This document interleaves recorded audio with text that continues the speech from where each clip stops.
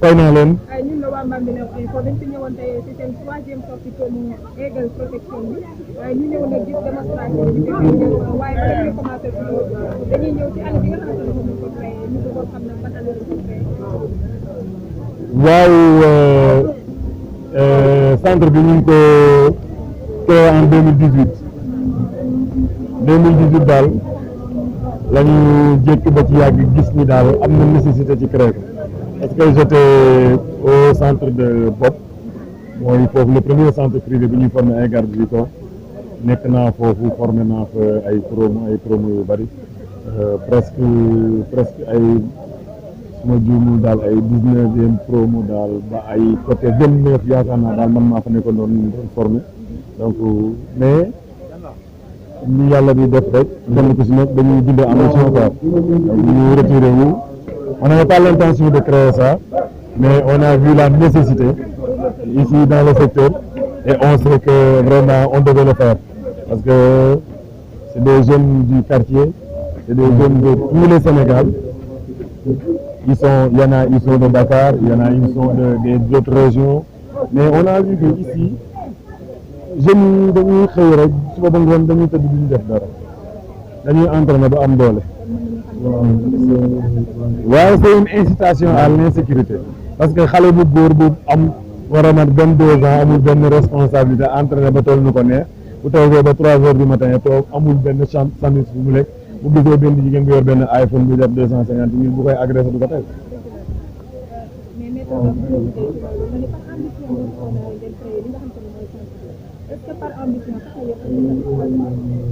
waaw xam nga quand on travaille avec le cœur on est toujours satisfait. Rien que le fait de former des éléments, rien que le fait de redresser des éléments, d'apprendre à des éléments à être utile à la société, à être utile à leur famille, à être responsable, je ne vois pas satisfaction. Je ne pense pas que la satisfaction peut être plus grande que ça. On a une satisfaction. Tant qu'on continue à voir les jeunes réussir dans le domaine de la sécurité, à commencer à travailler, ça fait plaisir. Mais kontaan nañ ci loolu mais li ci duggee nekk muy côté discipline parce que dañ ne sans discipline professionnalisme du mën a dugg donc parcours loolu nan nga ñu ci mën a waaw tout ceci dépend de la façon dont on définit la discipline. Je pense que chez nous les professionnels la discipline veut tout simplement dire le respect des règles et règlements. Donc loolu mooy une discipline. Si nous respectons les règles qui nous régissent dans le pays, là on parle d'éthique. Et il y a des règles aussi qui nous régissent dans notre métier. Et là on parle de déontologie. Alors toutes ces règles-là, effectivement là on peut parler de professionnalisme. Inculquer. Merci. Mais attention, mistake. Est égal à déontologie. Tout simplement sur le fait de respecter les règlements. Mais là, quand on parle d'éthique, c'est ce qui concerne les lois et règlements qui sont appliqués et acceptés dans le pays. Mais quand on parle de déontologie, ça parle du métier. Donc voilà, dans les différences. Effectivement.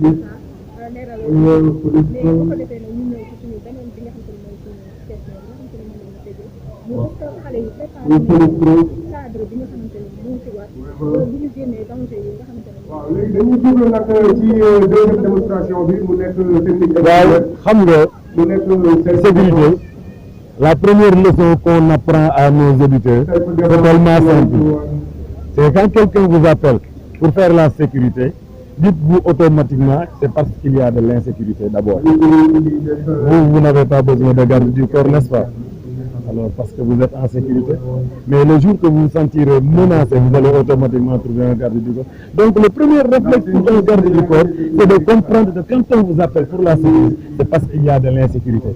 Et sur cette base-là, la formation, et il faut qu'ils arrivent à comprendre que le rôle de l'agent de sécurité, je ne préfère pas parler de garde du corps, je préfère parler d'agent de sécurité. Il y a une nuance entre agent de sécurité et garde du corps. L'agent de sécurité, c'est celui qui peut aujourd'hui être employé à faire une vidéosurveillance, ou bien demain, il peut être garde du corps, après demain, il peut être responsable de site. Donc c'est un ensemble, c'est une panoplie complète de sécurité. Là, on parle d'agent de sécurité. Mais le terme garde du corps, c'est un peu péjoratif même. Alors moi, je préfère parler d'agent de sécurité. Alors, pour parler d'agent de sécurité, il faut juste nous comprendre que son rôle, c'est d'abord prévenir. Alors, certains pensent que le garde du corps est là pour se battre. Non. Un garde du corps qui se bat, d'emblée, il échoue dans sa mission. Et le meilleur garde du corps, c'est celui qui se vante de ne jamais se battre et de ne jamais se servir de son arme durant toute la durée de sa carrière. C'est le meilleur garde du corps. Donc, ce que les gens ont tendance à avoir ici, ce n'est pas de la sécurité. La sécurité, c'est la prévention. Pour réussir la sécurité, il faut être bien en prévention. Moi, si je sais que si je suis ton garde et je sais que demain, si je t'amène ici, j'aurai des problèmes et tout ça. Mais je ne t'amène pas. C'est ce que mon métier me dit. Et si je te demande de plier, de replier et que vous refusez, non, mais je n'hésite pas de me les yóbbu. Parce qu'on n'a même pas le temps de se battre. Si on est là vraiment à s'occuper de la civile et de la sécurité des autres, on ne peut pas engager de combat. Parce que engager au combat, cela reviendrait à se contredire. Je me dis que je suis là pour votre sécurité. Dès que je vous montre est-ce que je peux continuer à vous assurer la sécurité? Dès que je me mets à me battre avec Alpha, est-ce que je peux continuer à vous assurer? On appelle ça les ruptures de sécurité. Donc le garde du corps, il est le dernier rempart devant la personne à laquelle il a sa charge.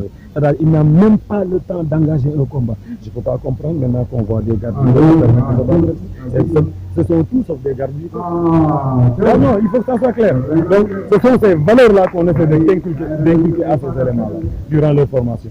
Merci maître bala ñuy tëj dama gis ne dañu am première promo ay deuxième bii mooy troisième promo donc est-ce que li ngeen doon gis ci première promo bi wala li ngeen doon xaar ci troisième bi indi nañ ko. Waaw, on a formé la première promo. Aujourd'hui, alhamdulillah, ñu sant yàlla. Parce que amuñu sax jot pour ñëw soutenir ñi. Donc c'est une réussite.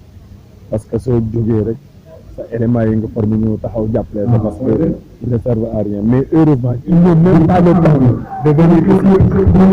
Alhamdulillah. La deuxième promo, elle est là aussi présente. C'est samedi, le samedi. Ñu bari fi leen ñuy sinon, ñun formé, et la plupart du temps, ñun leen di formé, à chaque fois qu'on nous demande, nous on les engage pas, mais on les met en contact direct avec l'employeur, avec le demandeur. Nous, on ne signe pas de contrat pour nos éléments. Lui, il peut me servir comme témoin. On ne fait pas ça. Dès que quelqu'un nous demande, on regarde l'élément qui est opérationnel prêt, on nous demande de y aller et puis il travaille pour son propre compte. Parce que nous, nous disons que nous sommes en fait, nous sommes xel la ñu yàlla dégg pour ñu def ci xam-xam. Mais dégg ñu seen poche. Il faut que ça soit clair. Nous la former par de utilité de liggéeyloo. Exploitation la. Mënu ma ko def. Donc noonu la demee quoi.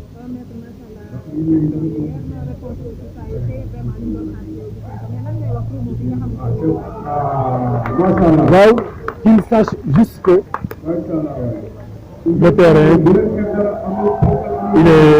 il est là. Nous, c'est des agents de sécurité très bien préparés pour ça. Et ils savent très bien que leur rôle, c'est de protéger. Et la meilleure façon de protéger, c'est de prévenir. Donc, ils n'auront pas de problème avec eux-mêmes, ils n'auront pas de problème avec la justice. Parce que le procureur de la République, il est là pour les gendarmes, pour le policier et pour le garde du corps. Et pour l'élément de l'agent de sécurité. Parce qu'il dit que l'agent de sécurité, qui jàng xam ba pare di tey doon procureur mënu ko baal moo tax souvent garde du corps yi dañ leen souvent ñuy am problème y'en a qui disent mooy état Sénégal dañu war a am statut mais c'est quoi un statut d'accord mais si on essayait d'abord d'être des agents de sécurité. Et si on essaie d'être agent de sécurité il sait très bien de quoi je parle li ëpp solo mooy ñu jéem nekk d'abord agent de sécurité c'est-à-dire xam sa réew lan la nangu ak lan lañ ciy appliqué lan nga war a def nga xam ko xam sa métier lan nga war a maanaam mu xaar li la état war a defal li la sa réew war a def xaalal prix xoolal plutôt yow li nga war a defal pour ça mais justement c'est ça.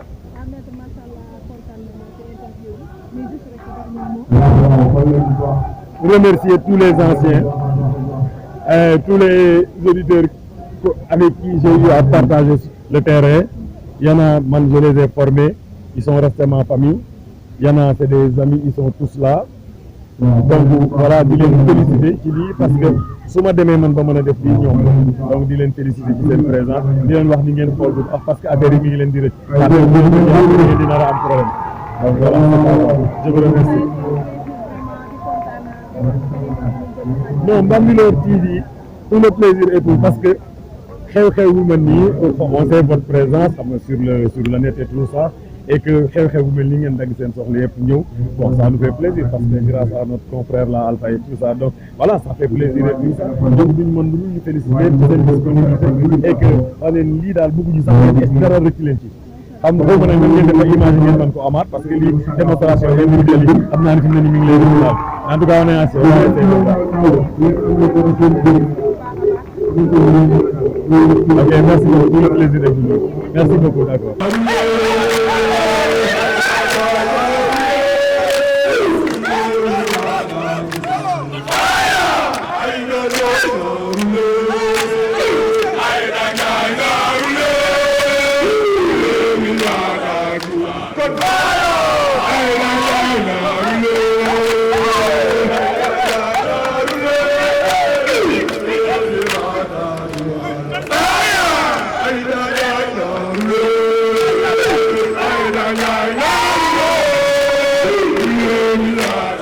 Yeah.